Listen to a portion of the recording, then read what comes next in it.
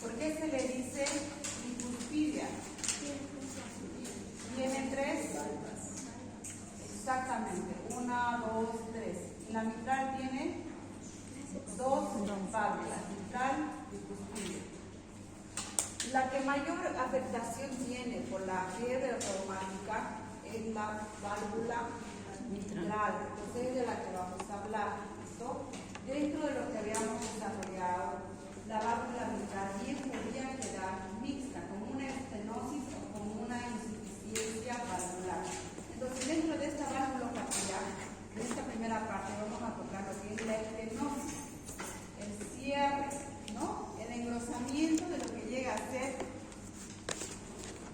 bien podría ser las comisuras, puede ser la fusión, le dice, de los tendones, el engrosamiento de esta válvula, o también podría ser la calcificación de esta válvula. Dentro de eso, entonces, vamos a definir que estenosis es el cierre incompleto, ¿no?, de la válvula mitral. ¿Ya? Cierre incompleto. No se llega a cerrar, hay un engrosamiento. Puede ser, fíjense, de una medida que es esta válvula, de 4 a 6 centímetros cuadrados. Fíjense que puede haber un cierre hasta 1 centímetro. Eso es lo más severo.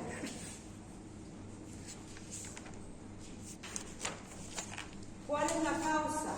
La causa principal, el 80 a 95% de la causa es la fiebre reumática.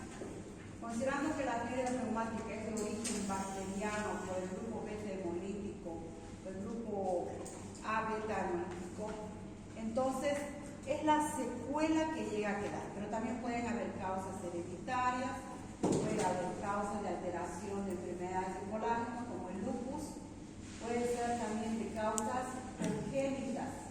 ¿Listo? Entonces, pero el 80 a 95% es por fiebre reumática. ¿Qué va a hacer? Va a empezar entonces a engrosar esta válvula. ¿Listo? Considerando que esta válvula, ¿qué tipo de sangre nos está llegando a traer? ¿Qué es lo que tendría que pasar a grosso modo para que podamos entender su fisiopatología?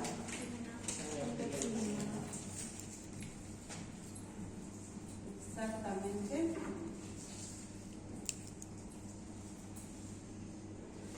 Ahí estamos con el pulmón.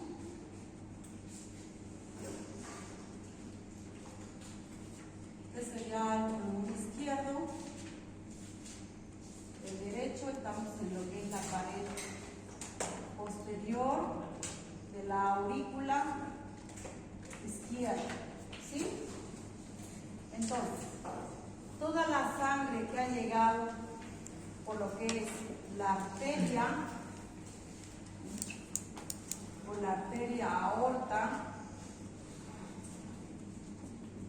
hacia los pulmones, para poder ser oxigenado, ¿sí?, está retornando como una sangre oxigenada después de haber hecho un intercambio gaseoso, dióxido de carbono por oxígeno.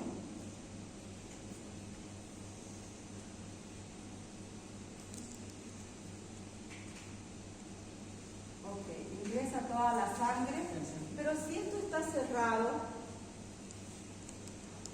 no hay esa posibilidad de apertura funcional, normal, fisiológica, para que toda la carga que entre a la aurícula izquierda pueda pasar al ventrículo izquierdo. La sangre va a ir acumulándose como volumen en todo ese trayecto. ¿Y cuál es la clínica que tendría que marcarse? Fíjense, aquí hay un estrechamiento, no puede abrirse. De lo normal que era, está cerrado. Entonces, ¿qué es lo que va a pasar? La sangre pasa con bajo flujo, el flujo está disminuido.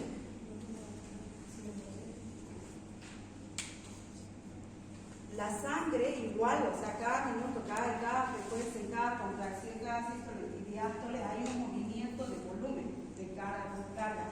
Pero si esa partecita de la válvula está estenosada y no puede abrirse en un tamaño normal de 4 a 6 centímetros, entonces la sangre va a empezar, fíjense, dentro de lo que llega a ser la anatomía normal, va a empezar a hacer congestión, va a empezar a quedar en todo el trayecto anterior. ¿Cuál es todo ese trayecto anterior de la circulación? Los pulmones, empezando que la aurícula izquierda, ¿cierto? ¿Qué va a empezar con la aurícula izquierda? Este es el pasaje chiquito y la sangre llega. ¿Qué tendría que pasar con esa aurícula izquierda? Hipertrofia, ya, dilatación, hipertrofia, porque la sangre no puede pasar. Entonces, esta aurícula izquierda, de lo que era ahí ese tamaño, va a empezar a aumentar. Y eso es lo que vamos a ver en la placa, en la imagen. Tiene su capacidad, no puede hacer una total extensión y quedarse ahí los 5, 6 o 4 litros de volumen de sangre, porque pese a que sea sangre, los componentes no deja de ser un volumen. ¿Dónde tendría que quedarse? Fíjense, ¿de dónde está viniendo esta sangre? El pulmón. ¿Qué va a pasar con este pulmón? Congestión. Entonces, como diagnóstico de complicación, ¿qué llegaría a ser? Edema agudo del pulmón. ¿Cuál es la clínica? Si los pulmones están congestivos, ¿qué es lo que va a sentir? No hay una ventilación. Va a haber disnea. Con esa congestión, ¿será que el paciente puede echarse repito? No. Entonces, ¿qué es lo que va a haber en su clínica? Octronea, perfecto. Entonces, hay signos de congestión por el hecho de esa estenosis. Hace signos de una insuficiencia cardíaca derecha, sobre todo, de un 80%, pero también hace de una izquierda. Sobre todo nos interesa por la descompensación que llega a ser la insuficiencia cardíaca derecha. Si ese volumen que está llegando sigue, esto también podría dilatarse, ¿cierto? Esa sangre que ha ido hacia los pulmones, ¿de dónde venía?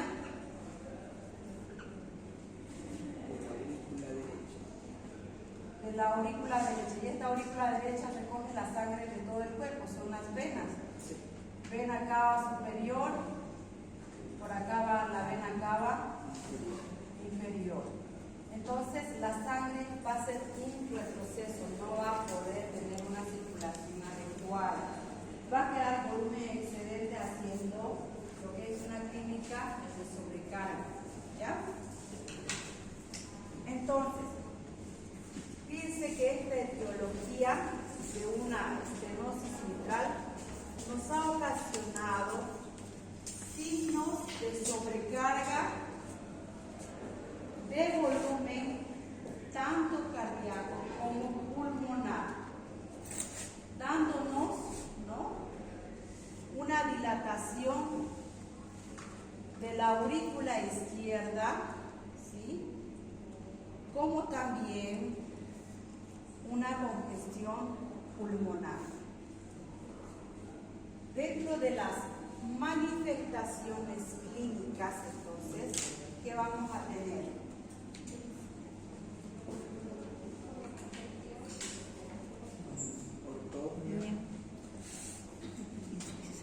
Manifestaciones clínicas. Disnea,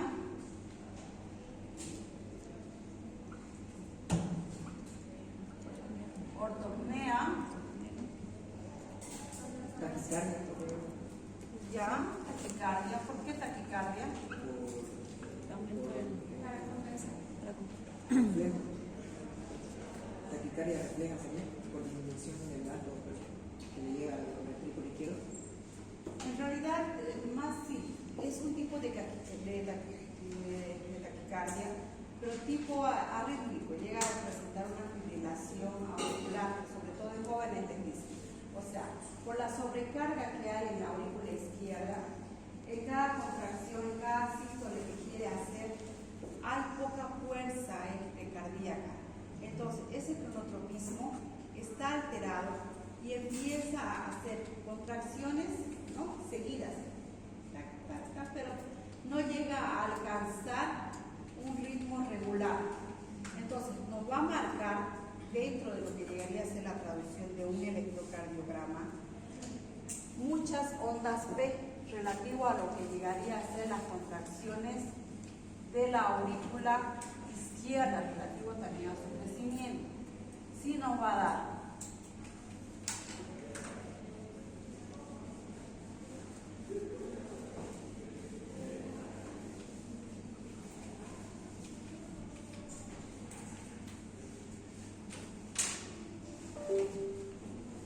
Esta mecánica está entendida, ¿no? Sí.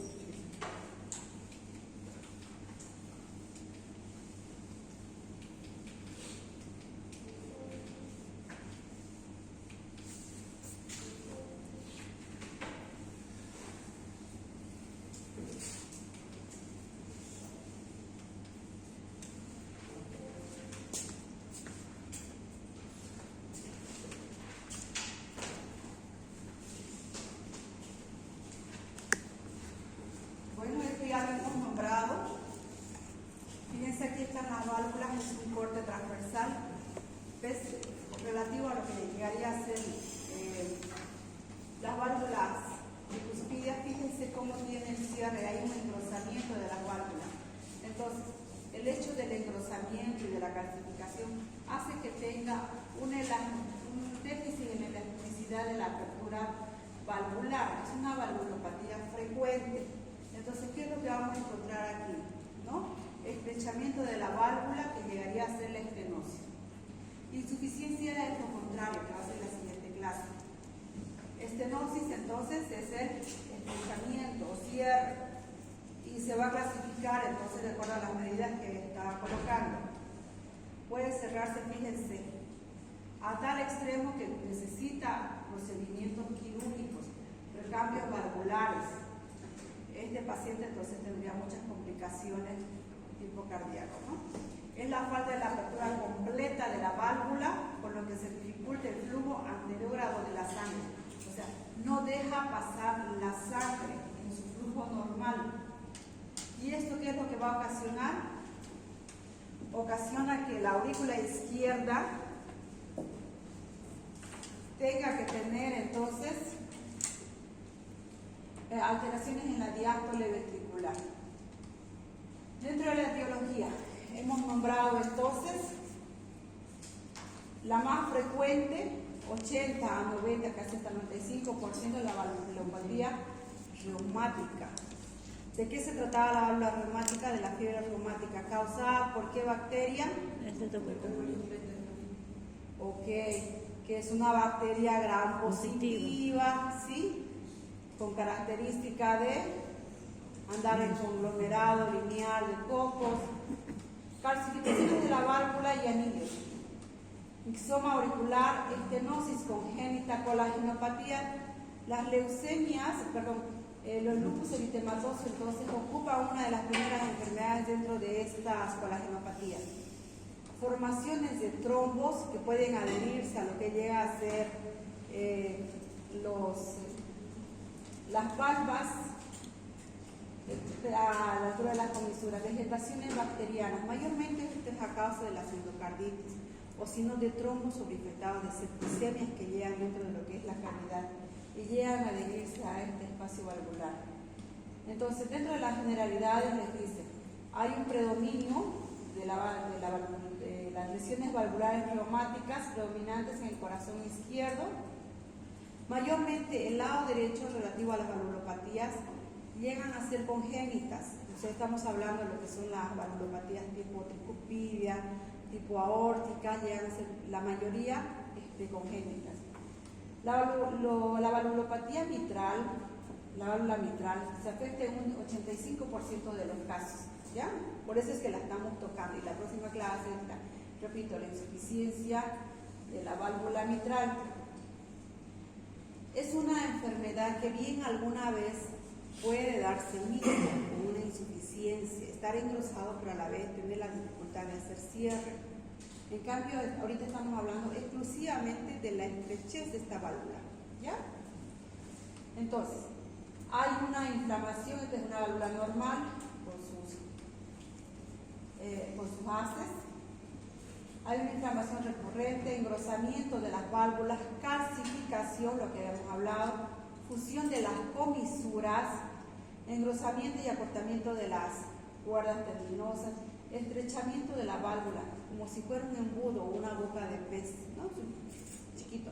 Entonces, eso no deja poder pasar una cantidad fisiológica normal, el volumen que está ingresando de lo que es la aurícula izquierda. Por eso es que va reteniendo y va haciendo un proceso de congestión, tanto en lo que es el sistema pulmonar, y la misma presión va a inducir a una hipertensión pulmonar, ¿no? Dentro de esta característica. Entonces, está bien recordar este proceso. Fíjense, la circulación menor, la circulación mayor. Dentro de esto nosotros recibimos todo lo que la sangre desoxigenada a través de lo que son paquetes vasculares inferiores mediante la llegada de la cava inferior a lo que llega a ser la aurícula derecha, ¿sí? Y también a esta aurícula derecha va a llegar sangre de lo que son las extremidades superiores, tanto como cabeza, mediante lo que es la vena cava superior. Toda esta sangre, mediante lo que es la arteria aórtica, va a ir a oxigenarse a los pulmones. Es la única arteria que maneja sangre desoxigenada. Esta vez, una vez oxigenada, haber hecho todo un proceso de oxigenación, de haber hecho su difusión, entonces va a ingresar, eso iba diciendo en la gráfica que había dibujado, a la aurícula izquierda, ¿no? Cuando hay este proceso de un estenosis, de un cierre en esta compuerta, entonces toda la sangre va a ser un retroceso, no va a haber una buena circulación, va a empezar a retenerse con signos de congestión. El primer órgano que va a empezar a congestionarse entonces llega a ser el pulmón. Luego la sangre va a retenerse en lo que es aurícula derecha. Y por ende también va a haber edema en extremidades inferiores. Entonces, toda la clínica, la manifestación clínica es relativo a eso, ¿ya? Entonces, dentro de la fisiopatología, las características de lesión valvular va a provocar una obstrucción del flujo, haciendo que se disminuya el llenado del ventrículo izquierdo, Esto hace que aumente la dilatación de la aurícula izquierda. Ese aumento, ¿no? A mayor aumento también hay mayor presión, mayor tensión, ¿sí? Presión de la aurícula izquierda, generando un aumento de la presión de las venas pulmonares. Ahí es que vamos a hablar entonces de hipertensión pulmonar. Una de las causas de hipertensión pulmonar entonces es la estenosis mitral. O puede ser la pregunta, ¿cuál de las valvulopatías produce hipertensión pulmonar? Entonces ahí ya usted dirá lo que es la valvulopatía mitral tipo estenosis o la estenosis mitral.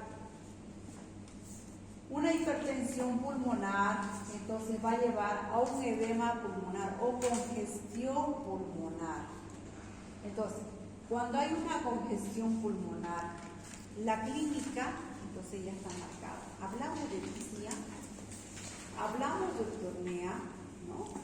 Y ahí entonces ya tendremos que, de acuerdo a la clínica, de que cómo llega a presentar la disnea, si es una disnea de reposo, es una disnea de pequeños esfuerzos, medianos o de grandes esfuerzos, entonces ya tendremos que ir haciendo especificaciones en el diagnóstico de insuficiencia cardíaca, ¿no? Grado tanto, descompensada.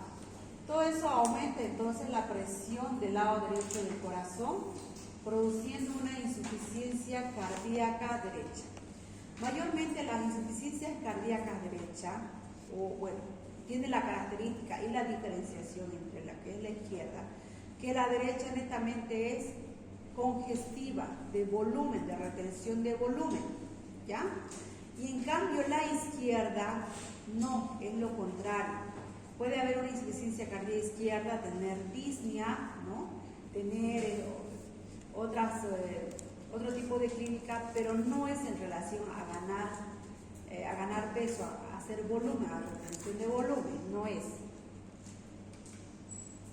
Dentro de la severidad, entonces, para considerar severidad nosotros necesitamos saber lo normal, cuánto mide esa válvula. Esa válvula llega a medir de 4 a 6 centímetros cuadrados, ¿listo? Y de ahí entonces ya empezamos a considerar una estenosis mitral severa, moderada o leve, de acuerdo a esas medidas. Y vamos razonando, ¿cómo podríamos llegar a medir esas válvulas? ¿Con qué tipo de examen? De lo que más o menos ustedes ya han visto. Vayan pensando. Una compañera. ¿Ya? Entonces, leve, fíjense, de 2 a 1.5. Ya una moderada estamos hablando de 1.5 a 1 y menor a 1 estamos hablando de una estenosis mitral severa. La clínica en cada una de estas, de acuerdo a la estrechez, entonces va a ser ya variable, ¿no? Un orificio pequeño va a hacer que pase menos volumen que un orificio mayor. Entonces, a mayor carga, mayor congestión, mayor clínica, mayor sintomatología y descompensación. Mayormente en la leve no hay clínica, ¿no? Mayormente son hallazgos que se llega a hacer cuando se lanzan exámenes de rutina o algún control o por controles generales que ahora ya estamos entrando en campañas, que también la persona sana se tiene que hacer controles generales, entonces a veces hacemos esos hallazgos. La estenosis mitral moderada, generalmente de 10 a 20 años del brote inicial de la fiebre reumática. Por eso es que hemos hecho hincapié el uso de la medicación preventiva con uso de penicilina, ¿sí? ¿Cuántos días? ¿Por qué tiempo? Cada 4 semanas. Hemos utilizado un esquema. Puede presentarse disnea de esfuerzo. A veces se inicia por edema del pulmón por esfuerzo físico o fibrilación auricular con alta respuesta. En lo que es disnea de esfuerzo, hay una clasificación, la de Jones, que habla una disnea de pequeños esfuerzos, ¿sí? ¿Cuándo sería de pequeños esfuerzos? ¿O de grandes esfuerzos? Cambiarse la ropa, peinarse, comer, hablar, ya está cansado, ¿no? Ya está cansado. Cuando son pacientes cardíacos y tienen este problema de insuficiencias, entre las indicaciones está hacer reposo sobre todo, que hable poco, ¿no? Pero ¿qué es lo que hacemos? Llamamos toda la familia, todos le hablamos al paciente, cuando más hable es mucho mejor. No, hay indicaciones, porque este proceso también puede hacer que el paciente se agote. Ahora, relativo a la fibrilación, hay una alteración de sobrecarga en lo que es la aurícula izquierda. Dentro de lo que es un electrocardiograma, que lo vamos a ver más adelante, es la onda P la que va a quedar afectada, ¿ya? Dentro de la severidad o cerrada, dice, después de 10 años del comienzo de los síntomas, aquí ha empezado a los 10-20 años, o sea que estamos hablando dentro de los 20 a 30 años después de haberse iniciado la clínica. Hay disnea de esfuerzo mínimo y hasta en reposo, ¿sí? Entonces este paciente ya necesitará apoyo de oxígeno en reposo, frecuente ortornea nocturna, disnea paroxística nocturna, aparece edema en miembros inferiores. O sea, cada vez la clínica, de acuerdo a la severidad de la estenosis, mayor clínica de congestión y de insuficiencia respiratoria. Bien, entonces, haciendo lo que es hincapié en el cuadro clínico, la insuficiencia cardíaca del ventrículo derecho, que le va a dar ascitis, edemas, edema pulmonar, edema en miembros inferiores. ¿Será que puede haber una hepatomegalia por congestión?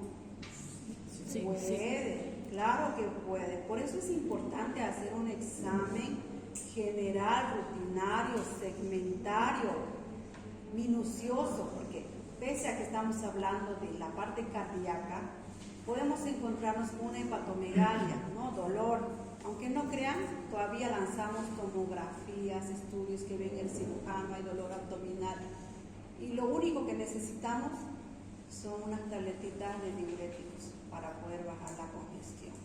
Pues estamos hablando de exámenes que le van a ir entre 400, 600 a 10 bolivianos de medicación. Por eso no podemos perder el horizonte, necesitamos hacer exámenes de cabeza a pies.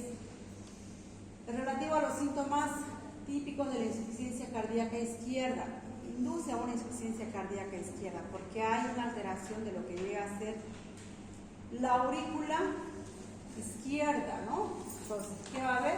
Disnea, ortornea, disnea paroxística nocturna.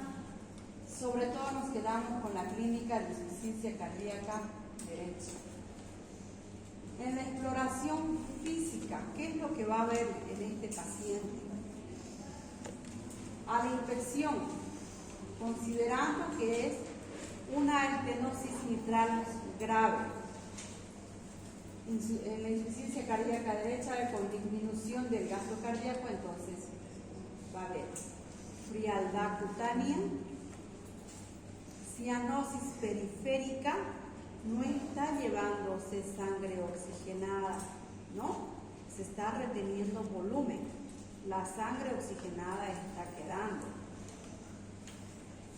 Cara con coloración roja azulada, mejilla alrededor, varios edemas, hepatomegalia, disnea de reposo, taquipnea, respiración superficial por la congestión pulmonar, hay chasquidos de apertura mitral de soplo diastólico. Vamos a volver a ver ahorita. Entonces, como recordatorio para hacer un examen cardíaco, entonces es importante recordar dónde son los focos, dónde vamos a escuchar nosotros el chasquido. El chasquido es la apertura o cierre, ¿no? Relativo a lo que es el sonido de la válvula, tanto de la válvula mitral como de la válvula bicuspidia. Considerando que las otras válvulas están normales, solo estamos hablando de la estenosis mitral.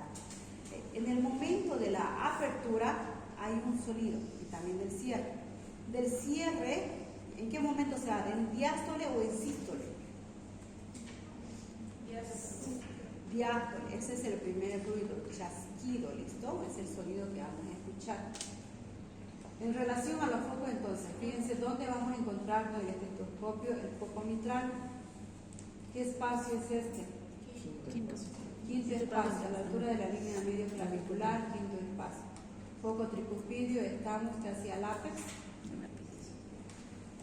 Foco pulmonar, segundo espacio, línea medio clavicular. Y cerca a 2 centímetros, 2 dedales que dice, el segundo espacio del costal, el foco aórtico. Entonces, no es que tiene el corazón en el lado derecho, necesitamos ver puntos específicos. Ustedes practiquen con el estetoscopio los sonidos, ¿dónde? ¿Cuál es en el que más se van a profundizar para adelante? Este sonido del foco mitral, por ejemplo, como reflejo, porque a la misma vez se cierra también la mitral, a la misma vez, ¿ya? Entonces, este sonido, esta alteración, lo vamos a escuchar con menos agudeza en el foco tricuspidio, ¿no? El cierre, el chasquido, un sonido, porque está haciendo esas válvulas por la calcificación y el engrosamiento, está haciendo un sonido intenso, agudo, de un tac, tac, hace un sonido, ¿listo? Entonces necesitamos agudizar ese oído. ¿Cómo es un tac, tac, tac normal y con alteraciones?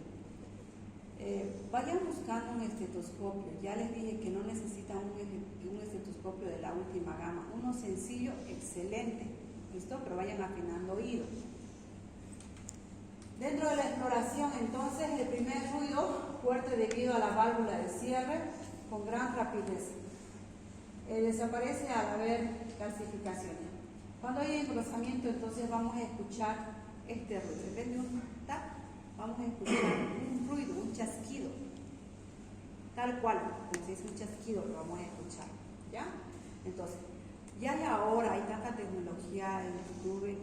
Quiero que repasen sonido, ¿listo? Vayan en ese oído, esa agudeza auditiva, afinando, ¿no? ¿Cómo es un chasquido en primer ruido, primer tiempo de una estenosis auricular? ¿Ya? Ya después ya será de una insuficiencia, después ya será de los 4 focos, las estenosis de los 4 focos, pero ahorita necesitamos, por el predominio que hay, saber escuchar el chasquido de primer ruido de cierre de válvula de la estenosis mitral. Entonces, el ritmo de Duro 7 les dice, primer ruido intenso, sístole limpia, segundo ruido duplicado por chasquido de apertura mitral. En ambas, si se fijan, hay chasquido, en el primero y en el segundo, en el cierre y en la apertura. Segundo de retumbado de refuerzo sistólico. Vayamos practicando el cierre y la apertura. ¿Listo? Ambas son chasquidos porque está estenosado, ¿no? Está cerrado. Y de acuerdo, a más cierre, el sonido es mucho más intenso. Diagnósticos. Dentro de estos diagnósticos de apoyo, porque no le van a pedir al azar, si están sospechando algo, tiene que ir dirigido a eso. ¿Listo? No le van a pedir ahorita una resonancia, aquí no hay cultivos, tiene que ser algo dirigido al examen que estamos buscando, ¿sí? Pero ¿cuál de ellos? Le dice, doctor, yo no tengo muchos recursos, solo tengo unos tantos en quintos, ¿cuál me da a elegir de los 3? Vamos a ver. El electrocardiograma le dice, puede ser de utilidad en el diagnóstico del crecimiento de la aurícula izquierda, hipertrofia y sobrecarga del ventrículo derecho, y para confirmar la existencia de una fibrilación auricular. Porque por el volumen que hace, por la carga que tiene en la aurícula izquierda, el corazón quiere hacer más contracciones, pero no hace una contracción total, hace mini contracciones. Es así como si estuviera haciendo una agitación, ¿listo?, del corazoncito. Y cuanto más haga contracciones mínimas, no totales, ¿qué es lo que va a formar dentro de las cavidades? Un trombo. Trombo, exactamente. Porque no está llegando una contracción total. La sangre que está quedando dentro de las cavidades hace una rémola, ¿no? La sangre tiene una viscosidad, tiene componentes de coagulación, no solo tiene componentes hemáticos de leucocitos, mastocitos, no, tiene también factores de coagulación. Cuando una sangre está retenida, ¿sí?, el factor de coagulación se activa mucho más rápido que cuando está en movimiento, en circulación.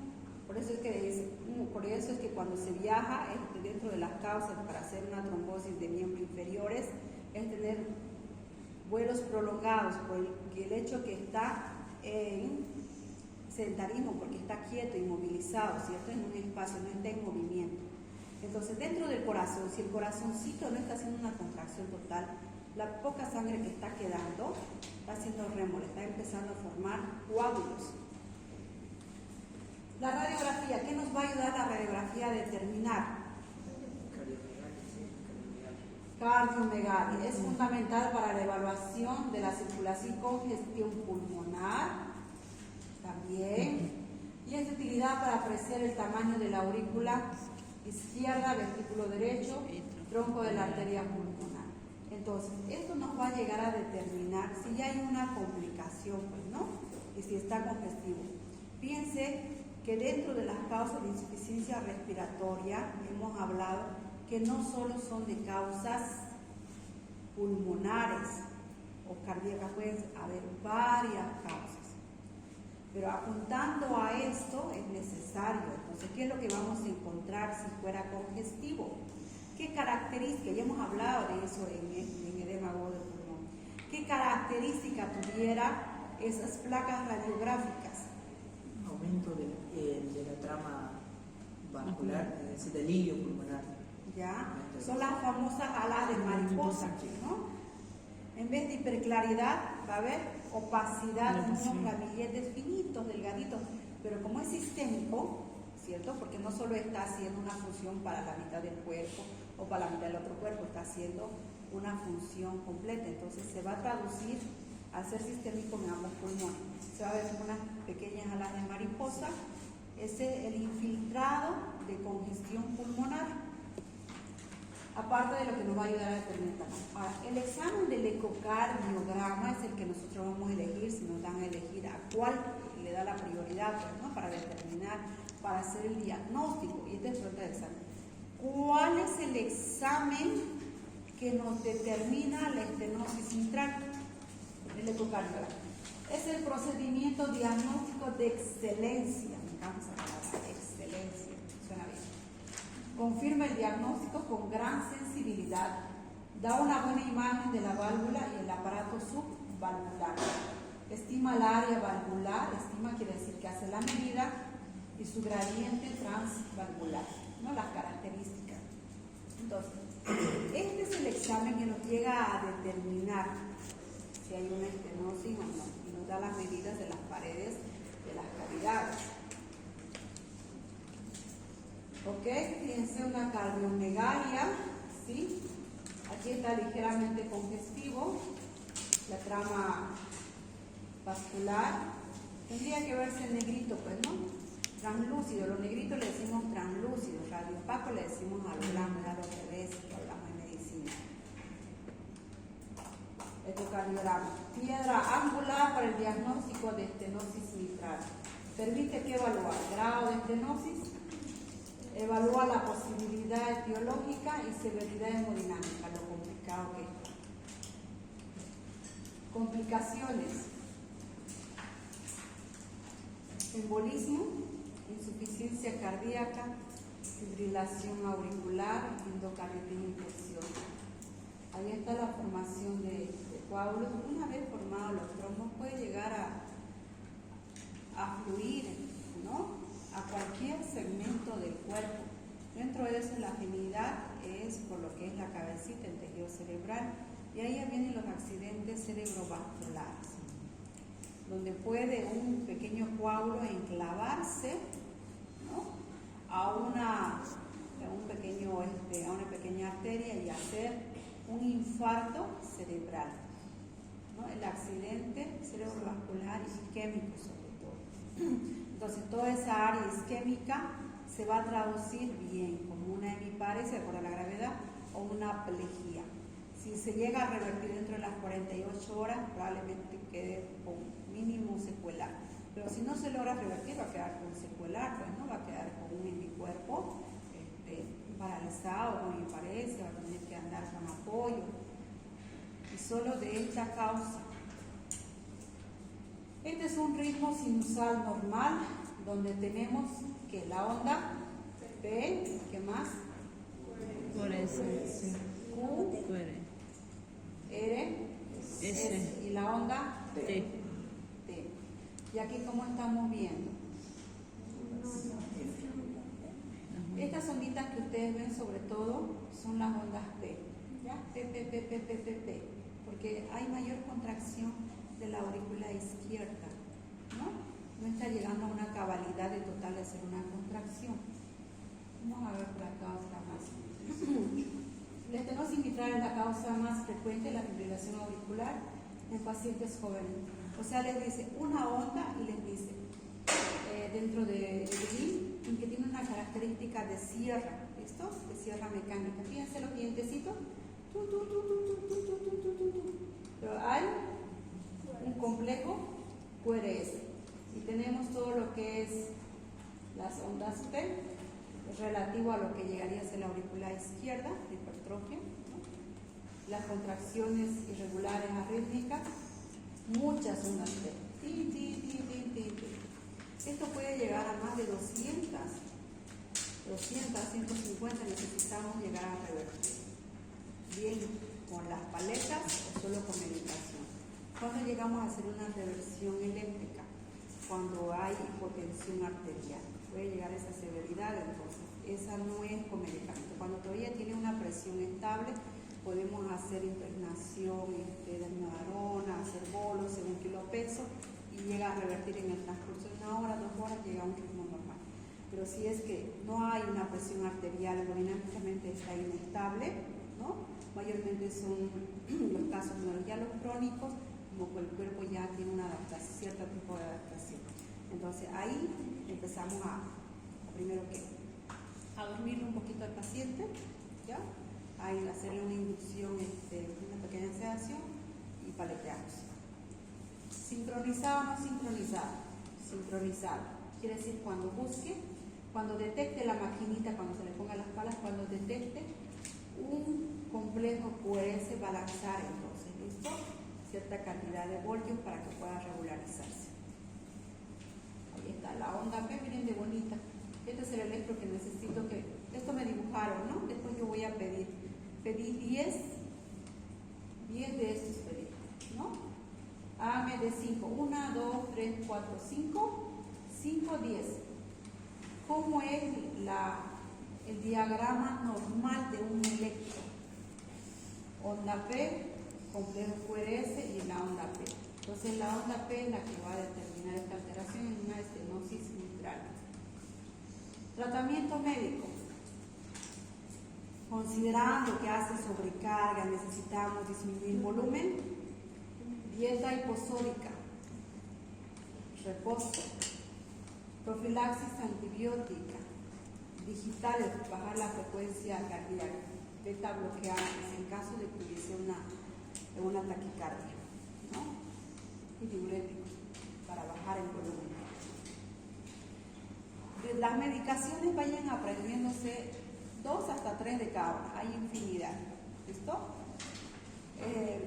Dentro de lo que ustedes van a utilizar en su uso, va a ser sobre todo furosemida o espironolactona. Furosemida o espironolactona. Hay varios diuréticos, pero de esos vayan aprendiéndose mínimo 2 a 3 para su uso ya en consulta. El anterior era tratamiento médico, me voy a tratamiento quirúrgico. Valvuloplastía, reemplazo valvular, por valvas biológicas o valvas mecánicas. Esta es una válvula hipomecánica que está entrando mediante un catéter, un stem, un cateterismo del lado derecho. Sencillo el procedimiento para la gente que hace hemodinamia, es muy bonito, están las pantallas ahí, el paciente está monitorizado con la gente que está, directamente hacen su procedimiento entrando por lo que llegaría a ser la femoral, van directamente a lo que es la vena cava, ingresan por este conducto, llegan, acomodan, no es más. ¿Listo? Durará una media hora el procedimiento, pero nosotros necesitamos detectar, hacer el diagnóstico. Bien, jóvenes, este tema más